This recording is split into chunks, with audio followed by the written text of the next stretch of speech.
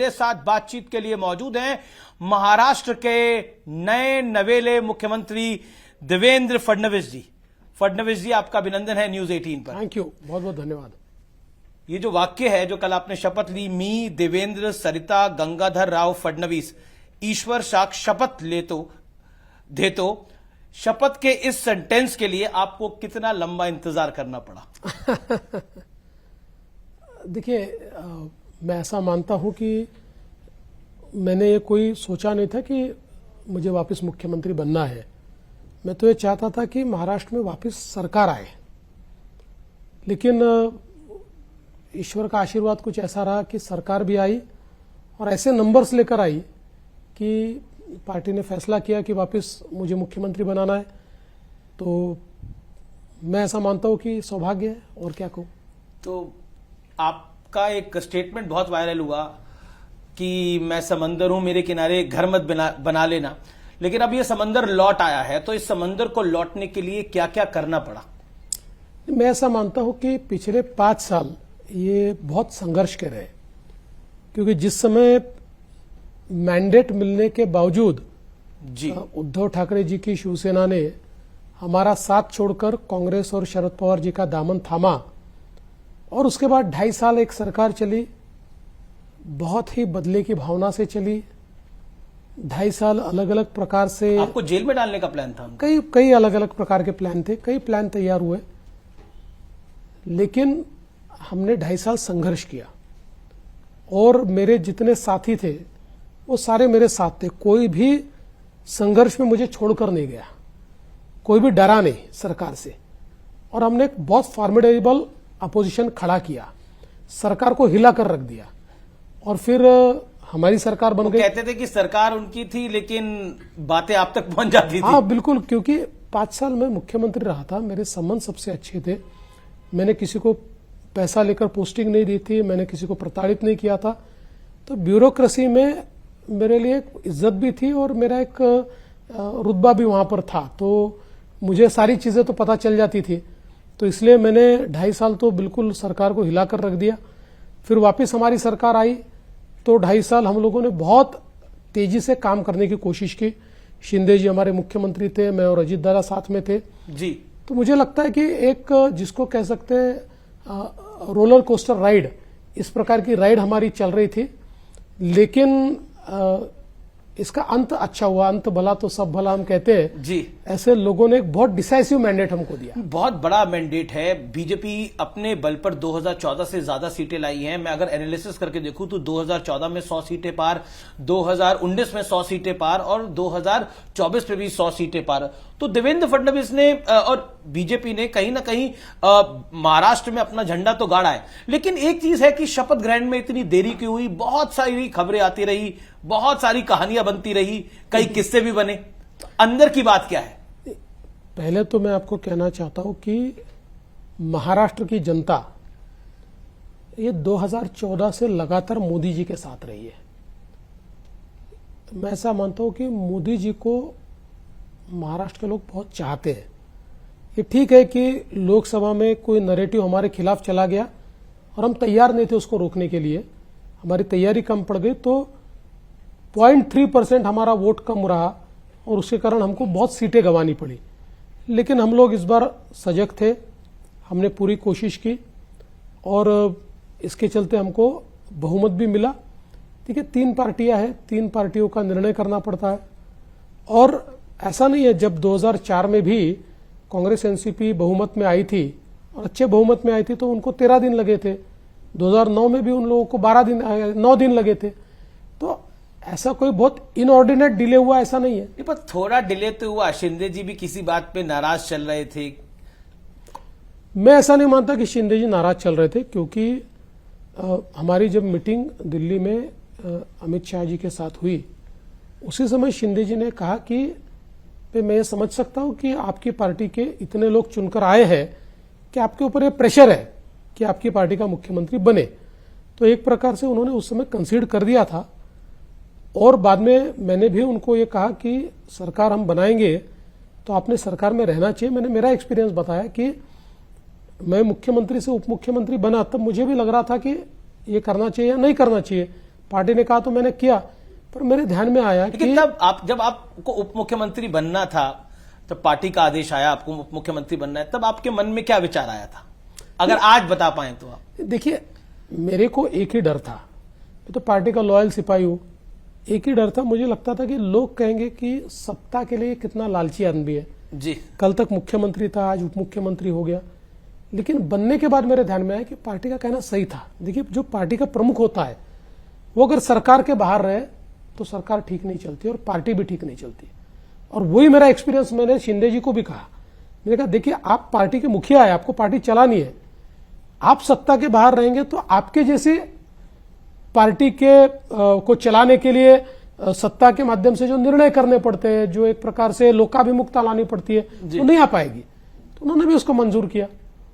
तो आप, क्योंकि इस दौरान क्योंकि डिले हो रहा था तो बड़े सारे मीम्स बन रहे थे, तो आपने भी कोई मीम देखा कि नहीं देखा? नहीं, मैंने कई मीम्स देखे और मुझे बड़ा, मैं कहता हूं कि बहुत एंटरटेनिंग था। इतना नहीं, हम तीनों ने साथ में बैठकर भी कई मीम्स देखे और खूब उसके ऊपर हंसे। एक मीम मुझे याद आता है कि जिसमें अजीत पवार जी कुर्सी पर बैठे, उसके पीछे उप मुख्यमंत्री लिखा हुआ है और बाजू मुख्यमंत्री की कुर्सी रखी हुई है खाली, और वो बोल रहे हैं, अरे भाई किसी को तो बैठाओ, मैं तो परमानेंट ही हूं। जी जी। लेकिन फिर भी क्या आपको लगता है कि शपथ ग्रहण समारोह में शिंदे जी का उस कार्ड में उनका नाम नहीं था, तो उसको लेकर भी एक विवाद शुरू हो गया? नहीं, ऐसा कोई कार्ड ही नहीं बना था, पर एक कंट्रोवर्सी हुई ना उसको ना लेकर? ना ना, ऐसा कोई कार्ड नहीं था। ये तो लोग क्या बना के क्या डालते हैं। लोगों ने तो मेरे साइन के 10 ये एमएलए को मंत्री बनाओ ऐसे राज्यपाल को रिकमेंडेशन भी दिखा दिया। जी, तो ये सब बिल्कुल ऐसा नहीं है। कार्ड जो बना नियम के अनुसार बना, जिसमें मुख्यमंत्री का नाम होता है, उप मुख्यमंत्री और मिनिस्टर्स ऐसा होता है, उसी प्रकार से कार्ड बना था। कार्ड वार्ड की कोई कंट्रोवर्सी नहीं थी। हाँ, उनके यहाँ जो मेजोरिटी लोग थे वो चाहते थे कि शिंदे जी सरकार में जाए। एक छोटा माइनॉरिटी का तबका ऐसा भी था जो कह रहा था कि वो न जाए और कोऑर्डिनेशन कमेटी के चेयरमैन हो। तो शिंदे जी ने सबसे बातचीत की और उसके बाद यह तय किया कि वो जाएंगे। तो उसमें थोड़ा समय गया, लेकिन उनके दिमाग में कोई कंफ्यूजन नहीं था, क्लैरिटी थी। मतलब अभी भी सरकार के अंदर कोई कंफ्यूजन नहीं है, क्लैरिटी है, तीनों के बीच बिल्कुल में समन्वय है, पूरा समन्वय, कोऑर्डिनेशन है 100%। जी। संजय राउत ने एक बयान दिया, उन्होंने बोला अब धीरे धीरे बीजेपी जो है वो शिंदे जी की भी पार्टी को समाप्त कर देगी और बीजेपी ने अपना फायदा ले लिया है। How do you take it? पहली बात तो यह है कि मैं संजय राउत के बयानों पर कभी भी रिएक्ट नहीं करता। और वो बयान तो डेली इसका कारण मैं बताता हूं कि हर नेता ने अपना स्तर तय कर लेना चाहिए, और मुझे लगता है कि संजय राउत के बयानों पर हमारे प्रवक्ता रिएक्ट करें। उद्धव जी कुछ कहे तो मैं रिएक्ट करता हूं। और जहां तक इस बयान का सवाल है, तो मैं ऐसा मानता हूं कि पार्टी समाप्त करने का उनको बहुत बड़ा एक्सपीरियंस है। शिवसेना की हालत किस लिए हुई, जरा शिवसेना के नेताओं से पूछ लो, आपको बताएंगे। शिवसेना ने उबाटा सेना, जी, उबाटा सेना जो उद्धव ठाकरे की पार्टी है। लेकिन एक जो कटुता आई है महाराष्ट्र की राजनीति में बीते 5 साल के अंदर, 2019 का जब मैंडेट आपका और शिवसेना का आया और शिवसेना ने आपको छोड़ दिया और वो कांग्रेस और शरद पवार की पार्टी के साथ चली गई, जो कटुता आई है, क्या आपको लगता है वो खत्म हो सकती है, वो थोड़ी माइल्ड डाउन हो सकती है? नहीं, होनी चाहिए। देखिए, 2019 तक महाराष्ट्र की राजनीति में बहुत संवाद था। 2019 के बाद ये संवाद कम हुआ, खत्म नहीं हुआ, पर बहुत कम हुआ, जो मैं नहीं मानता कि किसी भी स्वस्थ लोकतंत्र के लिए इस प्रकार की परिस्थिति होनी चाहिए। और कम से कम महाराष्ट्र की राजनीतिक संस्कृति ऐसी नहीं थी। तो मेरा अपना प्रयास है कि मैं इस संवाद को एस्टैब्लिश करना चाहता हूं। अभी जब मेरा शपथ ग्रहण समारोह था, मैंने स्वयं माननीय शरद पवार जी को, माननीय उद्धव ठाकरे जी को, माननीय सुशील कुमार शिंदे जी को, माननीय पृथ्वीराज चौहान जी को सामने से फोन करके निमंत्रित किया। आपने फोन किया? फोन करके निमंत्रित किया जी, क्योंकि उद्धव ठाकरे की पार्टी के प्रवक्ता ने बोला कि हमें निमंत्रण ही नहीं मिला था। नहीं, मैंने स्वयं फोन करके निमंत्रित किया और उन्होंने बहुत अच्छा रिएक्ट किया। उन्होंने मुझे शुभकामनाएं दी। उनकी कोई अपनी कठिनाइयां थी, इसलिए उन्होंने कहा हम नहीं आ पाएंगे, लेकिन उन्होंने कहा कि हमारा सहयोग होगा। सभी की कठिनाइयां थी, इतनी कटुता हो गई कि मुझे अच्छी तरह से याद है, मैं वो दृश्य मुझे याद है, 2019 में उद्धव ठाकरे सीएम बने और आप उनके शपथ ग्रहण के कार्यक्रम में गए थे। मैं गया था, लेकिन कोई भी नहीं आया विपक्ष से। देखिए, आखिर हर एक की अपनी सोच होती है। मुझे लगता है कि किन्हीं कारणों से उनको आना गवारा नहीं होगा, लेकिन उन्होंने मुझे शुभकामनाएं दी है। और आगे भी देखिए, भले ही विपक्ष की संख्या कम होगी, उनकी संख्या के आधार पर उनका आकलन मैं नहीं करूंगा। मैं लोकतंत्र में विपक्ष की आवाज को भी सुनने की कोशिश करूंगा और जो सही बात वो कहेंगे उसको मानने की कोशिश भी करूंगा। जी, लेकिन मैं कटुता की बात कर रहा था। कटुता इतनी थी इस चुनाव के अंदर कि आप पे निजी हमले हुए, आपके परिवार पर निजी हमले हुए। दुख होता है आपको इस बात का? देखिए, दुख तो होता है, लेकिन मैं उन सबका आभार व्यक्त करता हूं। जिस प्रकार से उन्होंने मुझे पर्सनली टारगेट किया, मेरे परिवार को टारगेट किया, इससे एक नेचुरल सिंपैथी जनता के मन में मेरे प्रति तैयार हुई। हर चीज के लिए आप सिर्फ देवेंद्र फडणवीस को टारगेट करते हो, लोगों के भी ध्यान में आया कि ये अननेसेसरी टारगेट किया जा रहा है। उसकी एक सिंपैथी मुझे मिली और साथ साथ मुझे एक आत्मबल भी मिला कि मुझे लड़ना है, मुझे संघर्ष करना है, मुझे जीतना है। तो ये जीतने का जज्बा इन लोगों ने मेरे बीच तैयार किया। तो आपको लगता है जो आपको गाली दे रहे थे वो आपका जज्बा तैयार कर रहे थे? बिल्कुल बिल्कुल, एकदम ताकत मेरी खड़ी होगी। जी, कांग्रेस ने एक बात ट्वीट करी और कहा कि जो बीजेपी ने विज्ञापन दिया शपथ का, उसमें बाला साहब की फोटो नहीं थी। उसको लेकर एक विवाद खड़ा करने की कोशिश की गई। साधारणतः वो जो विज्ञापन है वो सरकार का विज्ञापन था। सरकार के विज्ञापन के ऊपर सुप्रीम कोर्ट ने कुछ नियम तैयार किए। जी, मुख्यमंत्री और प्रधानमंत्री जी के सिवा दूसरा फोटो उसमें नहीं रख सकते आप। किसी मिनिस्टर का भी फोटो रखना तो इवेंट का फोटोग्राफ हो सकता है, बाकी वैसा फोटोग्राफ नहीं रख सकते। और फोटो की बात नहीं है, हिंदू हृदय सम्राट शिवसेना प्रमुख बाला साहब ठाकरे हमारे दिल में है। फोटो की जरूरत नहीं, हमारे दिल में वो बैठे। जी, शपथ के बाद आपने बोला कि आपकी भूमिका बदली है, लेकिन लक्ष्य वही है। तो लक्ष्य क्या है आपका? क्योंकि हमने तो कई सारी तस्वीरें देखी, आप गाय की पूजा भी कर रहे हैं, तो हिंदुत्व का एजेंडा लेकर आप बुलंद हैं। देखिए, हिंदुत्व का एजेंडा तो हमारा है ही। जी, हम हिंदुत्ववादी है। और मैं ऐसा मानता हूं कि हिंदुत्व का मतलब एक्सक्लूजन नहीं है। हिंदुत्व को पूजा पद्धति से बांधना ये गलत बात है। हिंदुत्व एक वे ऑफ लाइफ है, एक जीवन पद्धति है जो सदियों से चलती आ रही है। इसलिए दुनिया की सबसे पुरानी कंटिन्यूअस सिविलाइजेशन ये हमारी भारत की हमारी सिविलाइजेशन है, क्योंकि हमारा मूल विचार ये हिंदुत्व का है। और मैं ऐसा मानता हूं कि इस विचार में सबसे महत्वपूर्ण चीज कोई होगी तो टॉलरेंस है। हमने सबको अकोमोडेट किया है, किसी की पूजा पद्धति के आधार पर हमने कभी डिस्क्रिमिनेशन नहीं किया है। तो हिंदुत्व ये हमारी मूल भावना है, ये हमारा विचार है और यही हिंदुत्व हमको विकास की ओर ले जाता है। लेकिन आपको लगता है कि लेकिन हिंदुत्व को आपको लगता है, आपने हिंदुत्व पर जो अपनी बातें रखी हैं, पॉलिटिकल पंडित एक बात को जरूर कहते हैं कि महाराष्ट्र की राजनीति में हमेशा मराठा कार्ड चलता था, जाति कार्ड चलता था, लेकिन ये पहली बार है जो हिंदुत्व कार्ड चला है। और इसलिए कहा जा रहा है कि महाराष्ट्र की राजनीति के चाणक्य पहले शरद राव पवार होते थे, अब देवेंद्र फडणवीस है। पहली बात तो मैं बिल्कुल कोई चाणक्य वाणक्य नहीं हूं। मैं मेरी पार्टी का एक बहुत साधारण कार्यकर्ता हूं। जनता की, नेताओं की, ईश्वर की कृपा रही है। खुद को तो आपने अभिमन्यु बताया था। नहीं, अभिमन्यु तो हूं वो कोई, पर मैंने ये कहा आधुनिक अभिमन्यु जो चक्रव्यूह तोड़ के आता है, तो ऐसी कोई बात नहीं है। लेकिन मैं ये कहना चाहता हूं कि देखिए, हम लोगों ने एक विचारों की लड़ाई लड़ी है जी, और उस विचारों की लड़ाई में सबसे महत्वपूर्ण महाराष्ट्र में अगर कोई चीज हुई होगी, देखिए हमने लाडली बहना का कार्यक्रम हाथ में लिया, किसानों के लिए कार्यक्रम हाथ में लिया, ये सारी चीजों से प्रो इनकम्बेंसी तैयार हुई, पॉजिटिविटी तैयार हुई। लेकिन प्रधानमंत्री जी ने जो नारा दिया, एक है तो सेफ है, समाज की सारी विघटनकारी विचारों को समाप्त करते हुए पूरा समाज एक आया। जाति की व्यवस्था को भुलाकर सबने एक लक्ष्य को सामने रखते हुए वोट किया। जिस प्रकार से लोकसभा के चुनाव में एक बहुत ही जहरीला पोलराइजेशन कांग्रेस और उसके साथियों ने किया था, और उस पोलराइजेशन के चलते उसके बाद जिस प्रकार की घटनाएं महाराष्ट्र में घटी, वो सारा देखने के बाद समाज के सभी तबकों के ध्यान में आया कि हम लोगों को साथ में आना पड़ेगा।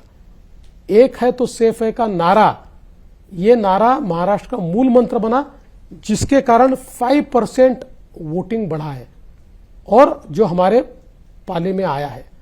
तो मुझे लगता है कि ये नारा एक डिफाइनिंग मूवमेंट था हमारे जीत का।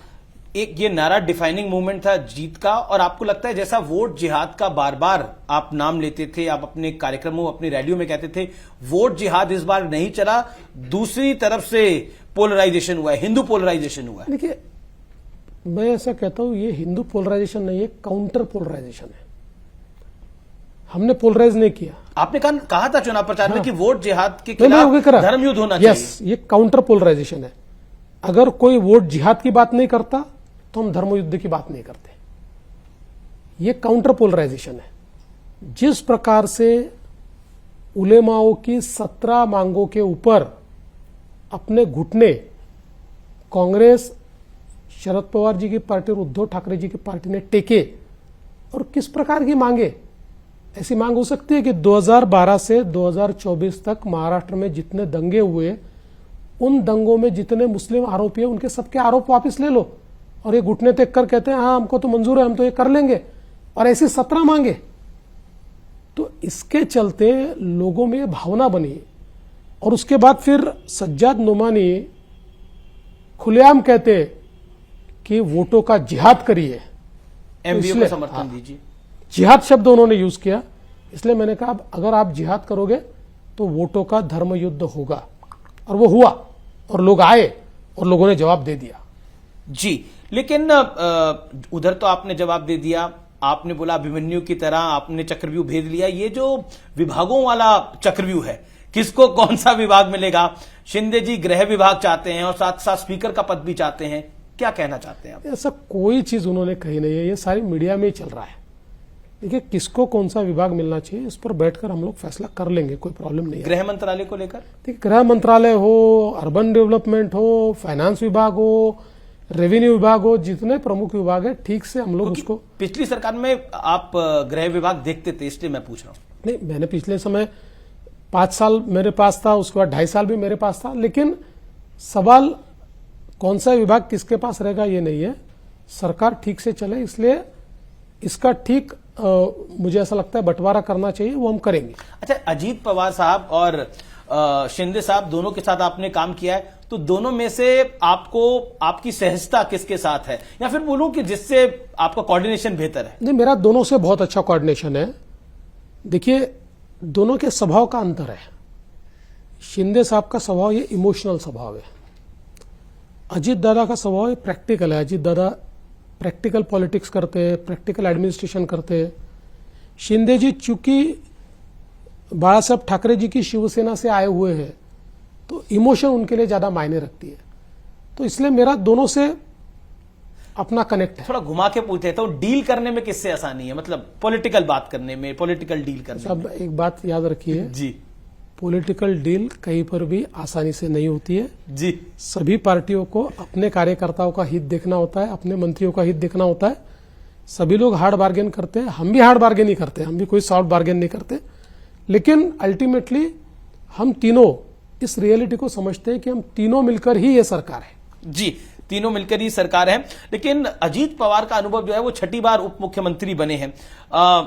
पॉलिटिकल पंडित कहते हैं वो नए इस देश के मौसम वैज्ञानिक है, पॉलिटिकल मौसम वैज्ञानिक है, उन्हें पता है किसका शासन आने वाला है। नहीं, ऐसा मैं नहीं मानता, लेकिन यहाँ ये बात जरूर है कि अजीत दादा ने 6 बार शपथ ली हुई है, और एक प्रकार से उप मुख्यमंत्री पद की एस्टेब्लिश फेस इस रूप में उनको देखा जाता है। लेकिन इस बार आप देखिए, उन्होंने जिस समय शरद पवार जी का साथ छोड़ा, तो एक प्रकार से बड़े रिस्क थे उनके पास, क्योंकि अपना अस्तित्व दिखाना चाहते थे। लोकसभा के बाद एक सवालिया निशान भी उनके ऊपर लगा जी, कि ये कर पाएंगे।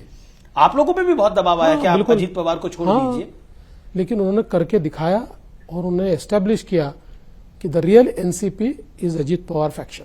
जी। अब तो चुनाव हो गए हैं, लोकसभा चुनाव के मुकाबले बीजेपी का प्रदर्शन बहुत शानदार रहा है। जो सीटों पर का अंबार लगा वो हम सबने देखा है। आपने कभी सोचा था जब आप चुनाव प्रचार कर रहे थे कि 130 सीटें? जी नहीं, मैंने नहीं सोचा था। मैं सच बात आपको कहता हूं कि मैं ये मानता था कि 110 सीटें आएगी। जब 5% सर्ज हुआ तो मैंने कहा 120 सीटें आएगी, लेकिन 130 सीटें मैंने नहीं सोची थी। मैं क्यों झूठ बोलूं।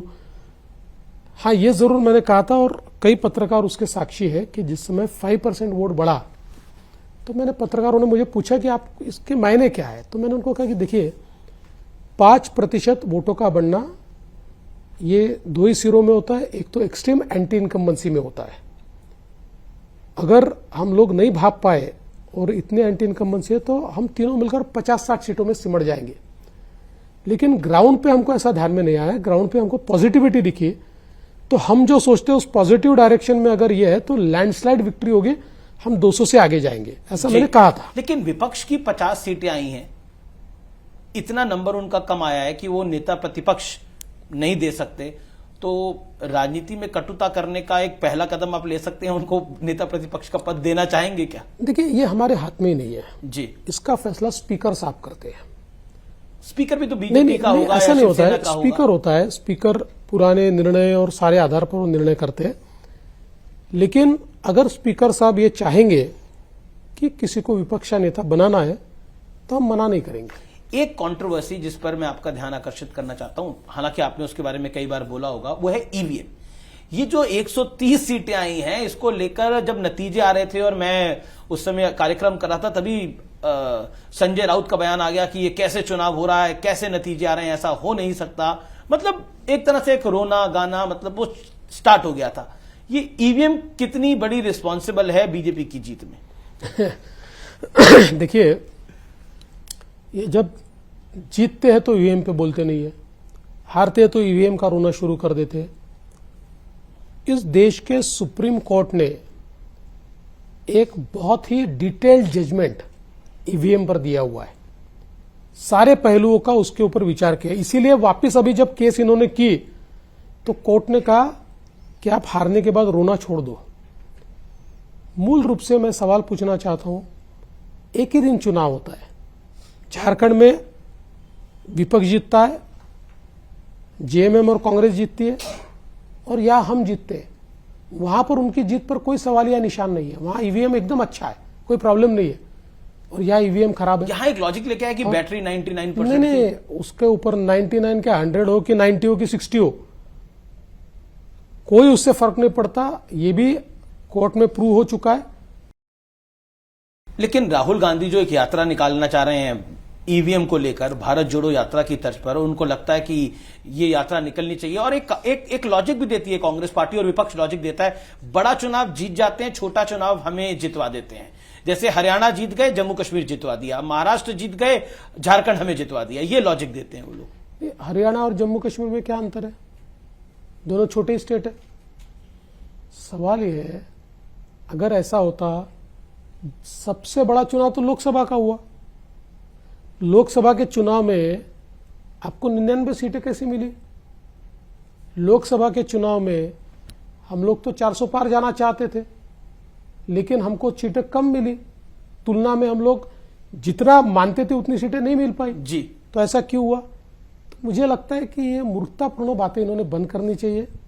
और मुझे सबसे ज्यादा इस बात का दुख है, ये भारत जोड़ो नाम का जो एक दुकान इन्होंने खोला है, ये केवल अराजकता तैयार करने वाला दुकान है। आप देखिए, भारत के जो इंस्टीट्यूशंस है जी, उन इंस्टीट्यूशंस पे से लोगों का विश्वास कम हो, एनआरकी खड़ा करना। जब प्रधानमंत्री जी ने अर्बन नक्सल की बात कही, व्हाट इज नक्सलिज्म? नक्सलिज्म का अर्थ यह होता है भारत के संविधान पर और भारत के संविधान ने तैयार की हुई संस्थाओं पर अविश्वास दिखाना, ये संस्थाएं गलत है बताना, इज नक्सलिज्म। अर्बन नक्सल क्या करते हैं? भारत की संस्थाओं को बदनाम करके इन संस्थाओं पे लोगों का विश्वास न बैठे, ये प्रयास करते। क्या कर रहे हैं राहुल गांधी? अलग यही कर रहे हैं ना। इलेक्शन कमीशन गलत, सुप्रीम कोर्ट गलत, हाई कोर्ट गलत, संसद गलत, सीएजी गलत। डॉक्टर बाबा साहेब अंबेडकर जी ने जो संविधान तैयार किया, उस संविधान ने ट्रांसपेरेंटली जिन संस्थाओं को सरकार से अलग खड़ा किया, उन संस्थाओं को कलंकित करने का काम अगर राहुल गांधी करते हैं, हाथ में आप संविधान ले रहे हो और संविधान की सारी संस्थाओं को बदनाम करके इस देश में एनआरकी लाना चाहते हो। राहुल गांधी का विश्वास भारत के संविधान पर नहीं है और इसीलिए लाल संविधान लेकर घूमते हैं। क्योंकि ये जो लाल किताब है ना, किसकी है पता है ना आपको? नक्सलियों की किताब होती है। ये लाल संविधान नहीं है, उसके अंदर कोरे पन्ने। अगर उनके संविधान में सही पन्ने होते तो राहुल गांधी कभी भी इस देश की संस्थाओं को बदनाम नहीं करते। आप कह रहे हैं कि राहुल गांधी जो है वो खुद नफरत की दुकान लेकर एक घूम रहे हैं, लेकिन वो कहते हैं कि मैं तो नफरत को मिटाने के लिए मोहब्बत की दुकान खोल के बैठा हूं। वो कह रहे हैं मोदी ने, योगी ने, देवेंद्र फडणवीस ने, अमित शाह ने, इन सब ने नफरत फैला दी है इस पूरे देश के अंदर। हिंदू मुसलमान करते हैं, इसके अलावा कुछ नहीं करते ये लोग। देखिए, भारत पाकिस्तान करते हैं। देखिए, राहुल गांधी जी का प्रॉब्लम यह है कि जो स्क्रिप्ट उनको मिलती है उस स्क्रिप्ट पर वो बोलते हैं। मैं तो साफ शब्दों में कहता हूं कि राहुल गांधी जी सीधे डिबेट में आए, एक सीधे डिबेट करें। आपके साथ? मेरे साथ करे, किसी का शायद वो मुझे छोटा मानते होंगे, तो जिसको अपने स्तर का मानते हैं उसके साथ डिबेट करें ना। आप महाराष्ट्र के तीसरी बार मुख्यमंत्री। मैं तो मानता हूं, लेकिन वो शायद नहीं मानते होंगे, तो जिसके साथ करना चाहे एक सीधी डिबेट करे। ये स्क्रिप्ट पे बात करना छोड़ दे। ये सारी स्क्रिप्ट राहुल गांधी जी की एनार्किस्ट लोग तैयार कर रहे हैं। ये सारी स्क्रिप्ट जिनको भारत, ये षड्यंत्र है भारत की संस्थाओं पे से लोगों का विश्वास समाप्त करना, फिर भारत के लोकतंत्र पे खतरा खड़ा करना, भारत में अराजक। देखिए, बांग्लादेश में होने का पहला काम इनका क्या बयान था? भारत में बांग्लादेश होगा, मतलब क्या होगा?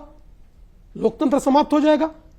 इनके जो मंसूबे हैं, इनके जो सपने हैं, वो यही है, लोकतंत्र को समाप्त करना चाहते हैं भारत के। आपने बांग्लादेश की बात करी। बांग्लादेश में हिंदुओं को बहुत बुरी तरह से टारगेट किया जा रहा है। इस्कॉन के एक स्वामी को जेल के अंदर डाल दिया गया। जो वकील उनका केस लड़ने के लिए गया, वो भी, उसको भी जिसे कहते हैं बहुत ही बुरी स्थिति में है। वो इस समय जीवन और मरण की लड़ाई लड़ रहा है। बांग्लादेश की स्थिति पर आप फडणवीस जी क्या कहना चाहते हैं? केंद्र में आप लोगों की सरकार है। देखिए, इस मामले में भारत सरकार ने जहां आवाज उठानी चाहिए वहां आवाज उठाई है और जनता ने भी एक प्रकार से इसका इको तैयार किया है।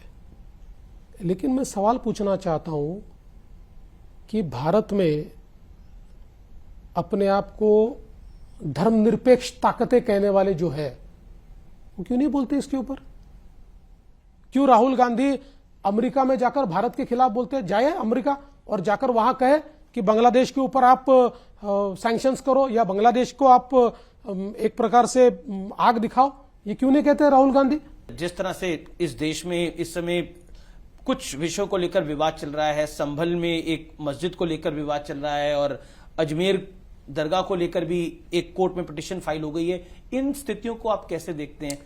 कि महत्व की बात यह है कि आप अगर दुनिया का इतिहास देखें, दुनिया का, तो दुनिया के इतिहास में जब जब वहां की मूल परंपरा पर आक्रांताओं ने आक्रमण करके वहां के जो मूल स्थल थे, जो आस्था के केंद्र थे, जो उनकी अस्मिता के केंद्र थे, इनको तोड़ा या उनका स्वरूप बदला, तो जब आक्रांता चले गए और वो स्वतंत्र हुए, तब तक उन्होंने अपने मूल स्वरूप को वहां पर प्राप्त किया है, उसको लोगों के लिए उन्होंने प्राप्त करके दिया है। तो भारत में भी चाहे वो राम जन्मभूमि का प्रश्न हो या अन्य प्रश्न हो, ये सारे प्रश्न इसी प्रकार के कि जो हमारी मूल आस्था है उसको जानबूझकर ठेस पहुंचाने के लिए तोड़ा गया है, उसके ऊपर अलग अलग प्रकार के धार्मिक स्थल तैयार किए गए हैं। मुझे ऐसा लगता है कि अगर लोगों के मन में है कि इसका मूल स्वरूप आना चाहिए तो ये गलत नहीं है। लेकिन मैं ये कहना चाहता हूं कि इसके लिए हमारे देश में कोर्ट है, कानून है, कानूनन लड़ाई लड़कर ये सारी चीजें होनी चाहिए। और मैं ऐसा मानता हूं कि हिंदुत्व में दूसरों की भावनाओं को ठेस पहुंचाकर हमने कभी भी अपना प्रचार और प्रसार नहीं किया है। वोट जिहाद की मैं बात कर लेता हूं। क्या वोट जिहाद वाकई जातिगत जनगणना, जाति वाली राजनीति की एक बड़ी काट है और देवेंद्र फडणवीस ने वो काट ढूंढ ली है? देखिए, ऐसी कोई, ये महाराष्ट्र का मॉडल देश भर में भी चल सकता है? ऐसा है कि जहां वोट जिहाद की बात कोई करेगा जी, वहां पर वोटों का धर्मयुद्ध होगा। यूपी में हुआ था लोकसभा चुनावों में, महाराष्ट्र में हुआ, बिल्कुल होगा, बिल्कुल होगा। बाकी तो ये टेम्पलेट है पूरे देश के लिए? नहीं, जैसा मैं कहता हूं, हम पोलराइजेशन नहीं करते, हम काउंटर पोलराइजेशन करते। अगर कोई पोलराइज करने की कोशिश करेगा तो जवाब मिलेगा, अन्यथा हम उस रास्ते से नहीं जाते। मैं आपको हिंदुत्व का नया पोस्टर बॉय इसलिए कह रहा हूं क्योंकि आपने एक बयान दिया था। आपने कहा था कि अरे ये महाराष्ट्र है और यहां पर औरंगजेब के नाम पर कोई कुत्ता भी पेशाब नहीं करेगा। ऐसा है, हिंदुत्व को पोस्टर बॉय की जरूरत नहीं है। हिंदुत्व हमारे खून में बसता है।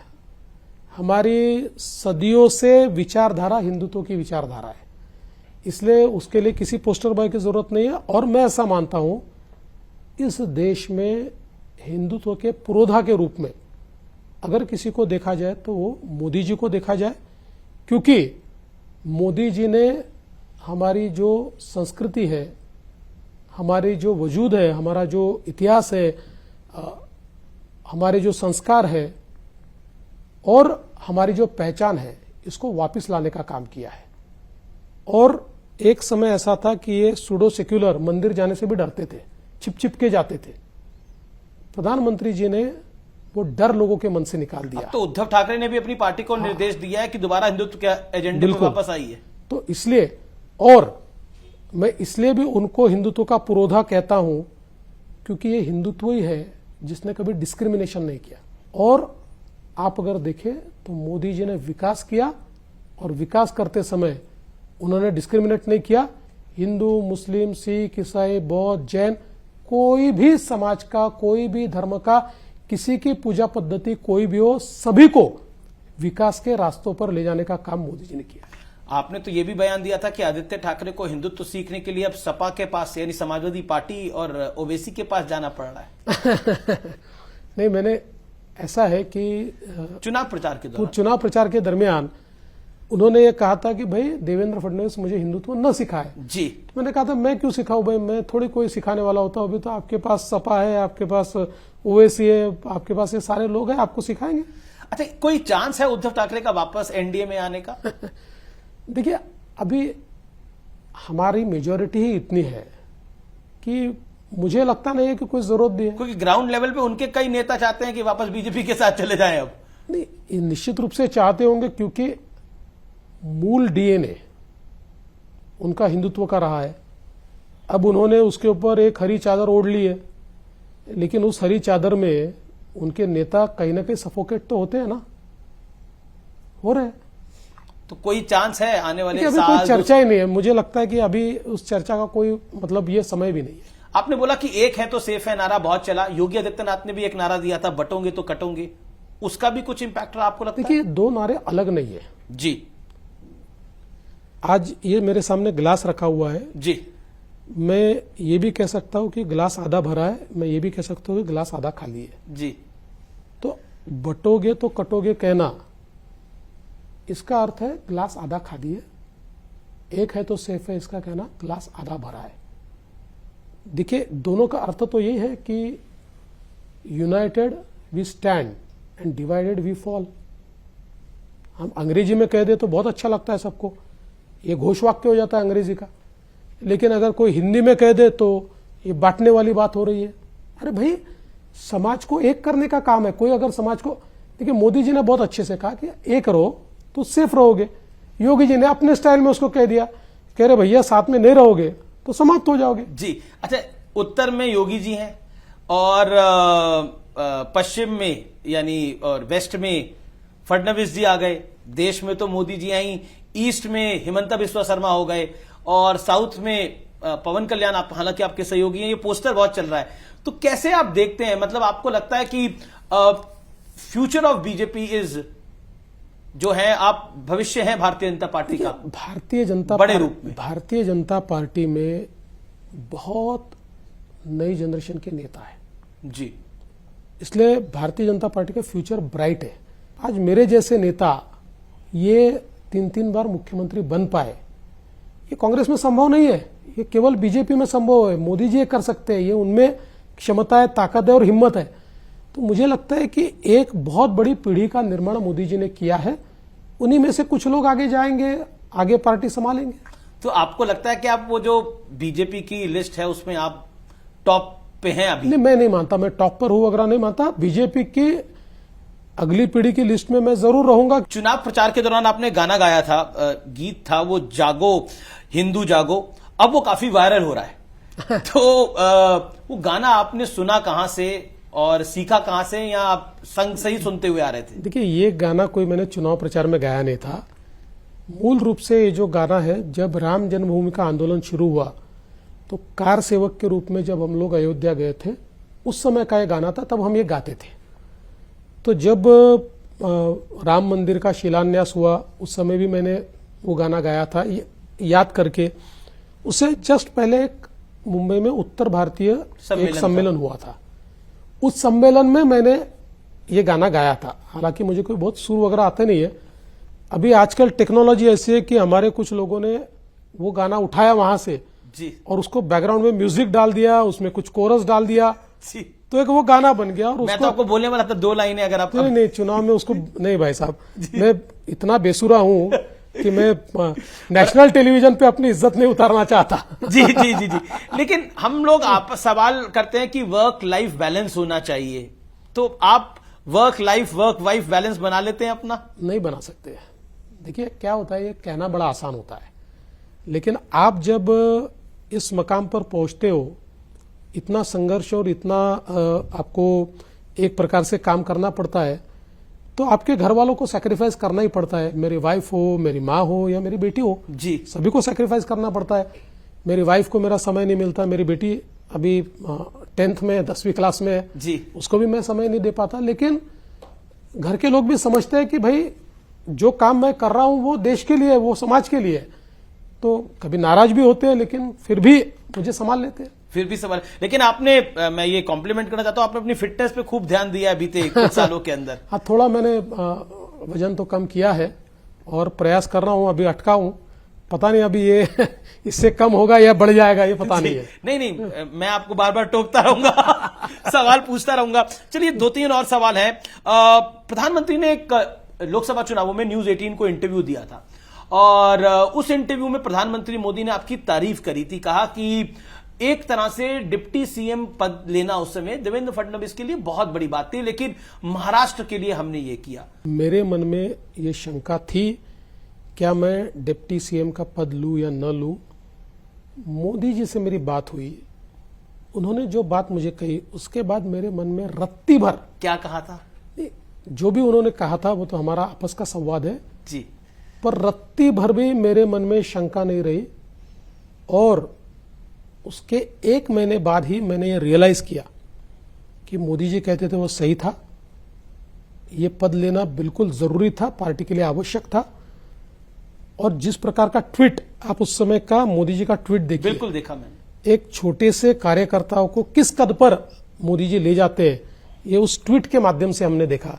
तो मुझे लगता है कि उसके बाद मेरा कॉन्फिडेंस इतना बढ़ा, शायद मैं ऐसा मानता हूं कि मुख्यमंत्री बन जाता तब भी इतना प्रेज मुझे नहीं मिलता हमारे कार्यकर्ताओं की ओर से, नेताओं की ओर से, जितना डिप्टी सीएम बनने के बाद मिला। जी, लेकिन 2019 में जब आपने इस्तीफा दिया था, तब मन में भावना क्या थी? क्योंकि मैंडेट आपके पक्ष में आया था, और क्योंकि मैंने वो चुनावी रैली उद्धव ठाकरे जी की भी देखी थी, जिसमें मोदी जी की होर्डिंग होती थी और प्रधानमंत्री बोलते थे दिल्ली में नरेंद्र है और महाराष्ट्र में देवेंद्र होगा। लेकिन उसके बाद इतना बड़ा हो गया, जब आप रिजाइन दे रहे थे और अब जब आप 2024 में शपथ ले रहे थे, तो मन में थॉट क्या आया था? क्योंकि वो जो थॉट है वो आपके कार्यकर्ताओं के लिए तो प्रेरणा होगा, लेकिन हर उस व्यक्ति के लिए प्रेरणा होगा जो कि कभी कभार एक मायूसी देखता है, क्योंकि जीवन में उतार चढ़ाव तो आता ही है। 2019 में जब इस्तीफा दिया तो मुझे दुख था, और दुख इस बात का ज्यादा था कि उद्धव जी ने चर्चा ही नहीं की, इसका दुख मुझे ज्यादा था। क्योंकि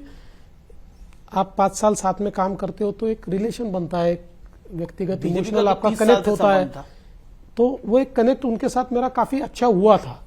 तो जब उन्होंने बातचीत ही नहीं की या फोन भी नहीं लिया तो निश्चित रूप से बहुत दुख हुआ था मुझे। मेरे मन में यह था कि भाई जिस प्रकार से विश्वासघात हुआ है, धोखा हुआ है, इसका जवाब मिलना चाहिए। उद्धव जी ने तब बोला था कि अमित शाह ने वादा किया था उनको कि नहीं, देखिए वो गलत बात है। अमित शाह ने खुद भी उसको डिनाई करा। बिल्कुल गलत बात है जी। चलिए, मेरा अगला सवाल है लॉ एंड ऑर्डर को लेकर। आपको लगता है क्योंकि बाबा सिद्दीकी की भी हत्या हुई, सलमान खान को भी बहुत सारी धमकियां मिल रही हैं बतौर मुख्यमंत्री? देखिए, लॉ एंड ऑर्डर ये हमेशा चैलेंज रहता ही है। मुंबई जैसा शहर जो एक बहुत ही वल्नरेबल इस प्रकार का शहर है, क्योंकि ये देश की आर्थिक राजधानी है, इसने कई बॉम्ब स्फोट झेले हैं और विशेष रूप से आतंकवादियों के टारगेट पर जी ये शहर हमेशा होता है। तो महाराष्ट्र में लॉ एंड ऑर्डर संभालना एक बहुत चैलेंजिंग इस प्रकार का जॉब है। मैंने कई सालों तक वो किया है, यशस्विता के साथ किया है, और मैं ऐसा मानता हूं कि इस सरकार में भी हम लोग महाराष्ट्र की लॉ एंड ऑर्डर को बहुत अच्छे तरीके से हैंडल करेंगे। हरियाणा आप लोगों ने जीत लिया, महाराष्ट्र में आपकी सरकार आ गई, अगला चुनाव दिल्ली है और अरविंद केजरीवाल वहां 10 साल से हैं, उनकी पार्टी है। क्या लगता है आपको? मुझे लगता है कि बीजेपी जीतेगी। लोगों का मन अभी बीजेपी की तरफ है, क्योंकि आपने देख लिया लोकसभा में कांग्रेस और आप इन्होंने गठबंधन किया, बावजूद उसके बीजेपी जीती है। तो विधानसभा में लोगों का मन बना है। आप क्योंकि पॉलिटिक्स को बहुत अच्छे से समझते हैं, क्यों आपको लगता है यूपी बाई इलेक्शन में बीजेपी जीती, महाराष्ट्र में जीती, हरियाणा में भी जीती, जिन जिन जगहों पे बीजेपी लोकसभा में हारी थी वहां पलट के जीत के वापस आ रही है? रीजन क्या लगता है आपको? क्या एक पब्लिक में भी रिग्रेट है, मोदी को वोट नहीं दिया हमने? बिल्कुल 100% रिग्रेट है, वो हमने महसूस किया है। देखिए, दो चीजें इसमें बहुत महत्वपूर्ण है। एक, how do you analyse it? जो फेक नरेटिव लोकसभा में चला। देखिए, लोकसभा में मैं महाराष्ट्र की तो बात आपको कह सकता हूं कि हमारी विफलता सबसे बड़ी क्या रही महाराष्ट्र में। हम लोगों ने फेक नरेटिव को रोकने के लिए कोई एपरेटस ही तैयार नहीं किया था। जी, वी वर कॉट अनअवेयर। हम लोग अनफॉर्चुनेटली, मेरे जैसा कार्यकर्ता भी कॉम्प्लेसेंट था, जीत रहे, ये तो इनका चलेगा ही नहीं, इस मूड में चले गए। वो नीचे परकोलेट हो रहा था और हम ये मानते थे कि इसका कोई असर नहीं है, अपन तो जीत रहे। आपने तो खुद ऑफर किया था कि मैं छोड़ देता हूं और नहीं, मैं वो तो बात की बात है जी। तो उसके बाद ये जैसे ध्यान में आया तो हम लोगों ने उस नरेटिव को बस्ट करने का काम शुरू किया। तो पूरे देश में वो नरेटिव खत्म हो गया, फेक नरेटिव, और लोगों के मन में एक टीस है, एक प्रकार से लोगों को लगता है कि भाई हमने गलत किया या मोदी जी के साथ गलत हुआ। जी। जिस व्यक्ति ने अपने जीवन का प्रत्येक क्षण भारत को महान बनाने में लगाया, वो भले 400 ने तो 350 तो डिजर्व करते ही थे। जी बिल्कुल, रैपिड फायर राउंड है, एक एक लाइन में जवाब देना है। राहुल गांधी और अरविंद केजरीवाल में से आप बेहतर नेता किसको मानते हैं? देखिए, ये तो डेविल एंड डीप सी वाली बात आपने कह दी। Choose between devil and deep sea, तो ऐसा तो चॉइस होता नहीं है। अच्छा, शिवसेना और एनसीपी में से नेचुरल अलायंस आप किसके साथ मानते हैं? नेचुरल अलायंस हमारा शिवसेना के साथ है, पॉलिटिकल अलायंस एनसीपी के साथ। Very clear answer. और बाला साहब ठाकरे अगर आज होते तो क्या सोचते? मुझे ऐसा लगता है कि बाला साहब ठाकरे अगर आज होते तो उद्धव जी को इस रास्ते पर कभी नहीं जाने देते, कभी नहीं। मैं 3 फोटो लेकर आया हूं आपको दिखाने के लिए। पहली फोटो जो है वो है ये। क्या कहना चाहते हैं आप इस फोटो को देखकर? देखिए, यही विनम्रता है मोदी जी की जो लोगों का दिल जीतती है। अभी वो इतने बड़े नेता है, ये तो कार्यक्रम उनका नहीं था, हमारी शपथ का कार्यक्रम था, लेकिन उन्होंने जिस प्रकार से विनम्रता के साथ एक प्रकार से लोगों का आभार माना कि आपने हमको वोट दिया, जी, ये लोगों का दिल जीतती है। दूसरी फोटो आपकी? हाँ, ये तो माता जी का आशीर्वाद है। मैं तो ऐसा मानता हूं कि जैसे ईश्वर का आशीर्वाद महत्व का होता है, माता जी का भी आशीर्वाद महत्व का होता है। तीसरी फोटो आपको खास पसंद आए ना आए मुझे पता नहीं है। क्या कहना चाहते हैं आप? मुझे ऐसा लगता है कि ये आज भी समझ जाए और इनकी सलाह पर चलना छोड़ दे तो बहुत आगे जाएंगे जी। लेकिन एक इनके लिए भी मीम चल रहा था, मैं बता देता हूं कि इन्होंने पूरी शिवसेना को सड़क पे ला दिया और बिल्कुल उस बात का बिल्कुल भी घमंड नहीं है। चलिए, आपको बहुत बहुत शुभकामनाएं आपके नए कार्यकाल के लिए। बहुत बहुत शुक्रिया फडणवीस जी, आपने न्यूज 18 नेटवर्क को अपना समय दिया कीमती, और आपको बहुत बहुत शुभकामनाएं आपके इस नए कार्यकाल के लिए और इतनी बड़ी प्रचंड जीत के लिए महायुति की। थैंक यू, बहुत बहुत धन्यवाद।